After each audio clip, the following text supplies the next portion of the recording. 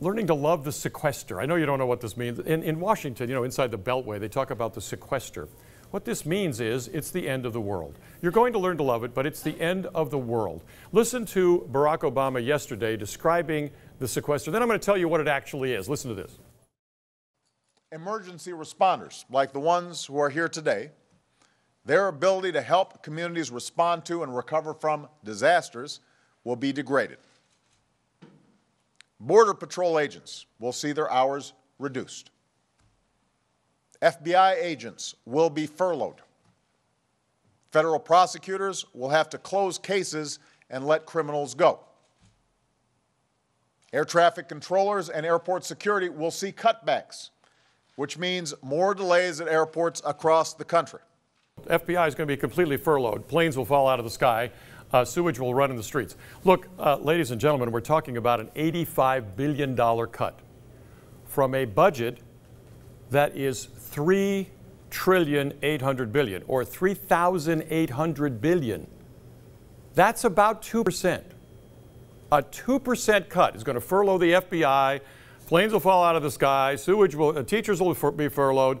Firefighters won't be able to respond to your fire. Come on, folks. The sky is falling. Unbelievable. It's almost like if I said, look, here's my New Year's resolution. I'm going to lose 5 pounds this year. I'm going to lose that 5 pounds by, instead of gaining 30, I'm going to gain 25, and therefore I'm losing 5 pounds. This is the way they talk in Washington. The budget this year in Washington, $3,800 billion, is nearly 7% higher than it was last year.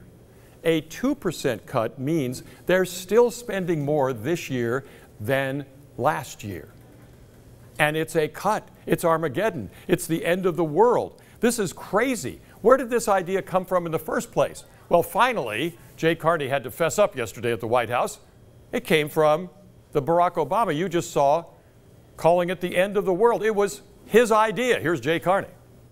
And they're trying to say it was the president's idea. Fair to say, but it was the president's idea. Well, look, the Republicans and Democrats, that point, right? What I will concede is that we were looking, and the Republicans were looking for a trigger around which to build the mechanism to get us out of default possibility, right. And that sequester was one of the ideas put forward, yes, by the president's team.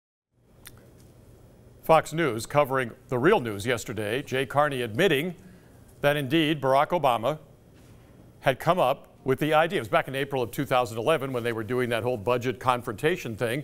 And he said, okay, look, we're going to put in there something that is never going to be done by either of us, this automatic cut for 10 years of $1 trillion over 10 years. And I know nobody will be able to live with that because half of it's in the Defense Department and half of it's in the social programs, and both sides will try to come together to continue spending money we don't have. Heck, money that nobody's ever going to have. Future generations won't have. More money than has ever been had in the history of the world we're spending today, borrowing it today, more than $1 trillion a year. So they admitted the idea is theirs in the first place, and then said when it actually comes up, when they actually have to implement it, that suddenly the sky is falling. The FBI will be furloughed. Planes will fall out of the sky. We're not going to be able to have teachers or firefighters. Sewage will flow in the street. It sounds like Obama is describing the United States of America as a carnival cruise. Okay? Not happening. It's not happening. And let's talk about the Pentagon part of it, because you've heard all these scare stories in San Diego, and they're true. We're going to be furloughing a lot of people. In fact, today, the Defense Department said we are going to furlough, that is, put out of work, our entire civilian workforce, 800,000 people.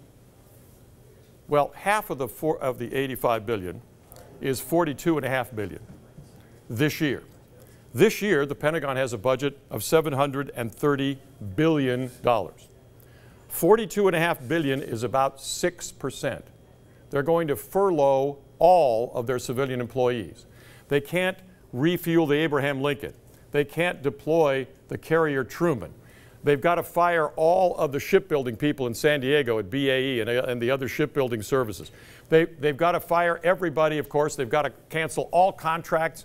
Everything is going to go haywire. National security is at stake for a 6% cut. Who are they kidding? Seriously, what is this actually about? Of course, it's A, about a blame game. Who came up with this in the first place? B, it's about talking about the end of the world. when Congress is actually in recess. If this was the end of the world, or would they be in recess? All this posturing by the politicians, the blame game, and trying to call it the end of the world, focusing all attention on them, please, ladies and gentlemen, it is nonsense. If we don't cut now, how are we ever going to cut? If we can't cut the increase in spending, how are we ever going to cut the spending we already can't afford back in that budget?